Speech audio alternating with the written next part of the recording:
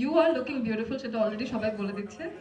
And how are you feeling? একটু অসুস্থ মনে হচ্ছে। হ্যাঁ, আমার গলাটা, থ্যাংক ইউ। ফার্স্টে বলে নি, আমার গলাটা প্রচন্ড ভাঙা, আমার ঠান্ডা লেগেছে খুব বাজেভাবে। না না, হ্যাঁ সেটাই।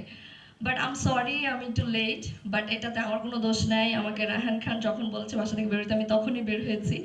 বাট উত্তরার থেকে বের হতে একটু টাইম লেগে গেছে। বিশ্বাস করিস না, কতবার বলছিলাম। হ্যাঁ, আমাকে অনেকবার বলছে মৌসুমী আপু যে রায়হান ভাইকে বিশ্বাস করবে না, যা বলবে সেটা শুনবা না। আমি আসলে শেষ পর্যন্ত শুনে একটু লেট করে ফেললাম। যাই হোক, আম রিয়েলি সরি সবাইকে। আর আমার এসে খুব ভালো লাগছে, খুব ডেফিনেটলি ভালো লাগারই কথা। আমার ফিল্ম, আমার টিম একসাথে আবার সবাই, আর আমরা জানাতে পারছি আপনাদের সবাইকে ডেকে। সো আমার খুব খুব খুব ভালো লাগছে।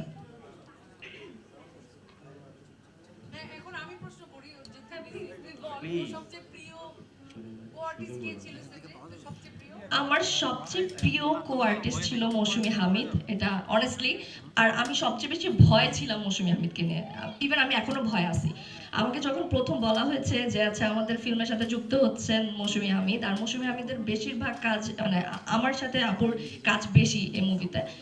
আমি তখন নামটা শুনে অনেস্টলি আমি এত ভয় পাইছি যে তুমি এত এত এত ভালো অ্যাক্টিং করো, তুমি রিহার্সালে এসে যে অ্যাক্টিং দেখাইছো, আমি তখন থেকে ভয় আছি এখন পর্যন্ত যে আসলে এটা কি।